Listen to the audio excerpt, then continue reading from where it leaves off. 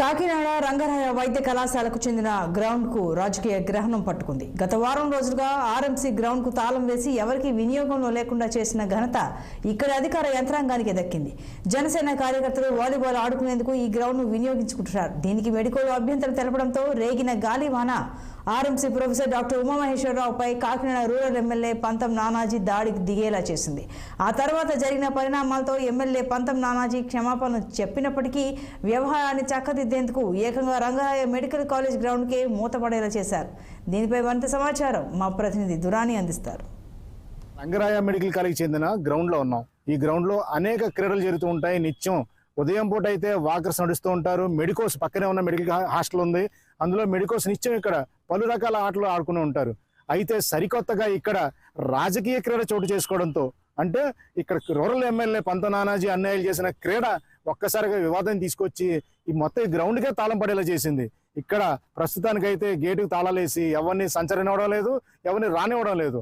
నిర్మానుష్యంగా మారిపోయిన గ్రౌండ్కి జరిగిన కారణాలు గమనిస్తే కనుక విద్యార్థుల్ని అలాగే అంటే మెడికోస్ని కానీ అక్కడ ఉన్న ప్రొఫెసర్లను కానీ దారికి తెచ్చుకోవడం కోసం పన్నిన పన్నాగం పరిశీలిస్తే చాలా బాధే అనిపిస్తుంది. ఎందుకంటే రూరల్ ఎమ్మెల్యే పంతం నానాజీ ఒక్కసారిగా ఈ గ్రౌండ్లో ఆడుకుంటున్న తన అన్నయ్యల మీద డాక్టర్ అంటే ఒక డాక్టర్ ఇక్కడ నిర్వహిస్తున్న ఒక వైద్యుడు సో వాట్ అన్న ఒక పదం వాడినందుకు, సో వాట్ అంటే అయితే ఏంటి అంటే ఎమ్మెల్యే అయితే నాకేంటి అన్నట్టు ఆ వైద్యుడు అన్నంతో ఒక్కసారిగా రూరల్ ఎమ్మెల్యే ఆగ్రహం కట్టలు తెంచుకుంది. ఆయన నేరుగా ఒక్కసారిగా అంటే అన్ని డాక్టర్ని వదిలేశారు, వేరే డాక్టర్ని ఉమామహేశ్వరరావు మీద ఒక్కసారిగా దాడికి పాల్పడినంత పనిచేశారు. అయితే అనుకోని పరిణామాలు జనసేన నుంచి పవన్ కళ్యాణ్ నుంచి వచ్చిన ఒత్తిడి మేరకు కానీ ఇతరత్ర కారణాల వల్ల కానీ పంతం నానాజీ అయితే క్షమాపణ కోరారు.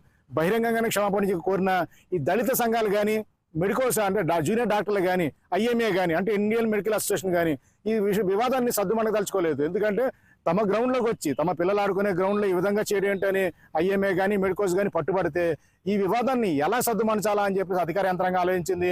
రాజకీయ క్రీడలు కూడా ఇక్కడ అడుగుపెట్టింది.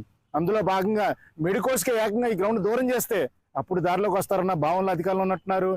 గత వారం రోజులుగా ఇక్కడ ఒక పెట్ట కూడా లేకుండా చేసి గ్రౌండ్ని మొత్తానికి మూత వేశారు. అలాగే ఈ వర్ష నీళ్ళు ఉంటే సాధారణంగా ఎప్పటికప్పుడు శుభ్రం చేస్తూ ఉంటారు.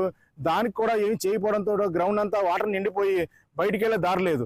ఈ కారణం చూపుతున్నారు తెలివిగా. ఎందుకంటే వర్ష నీరు ఉంది కాబట్టి ఇక్కడ ఆటలు సరిగ్గా సాగవని.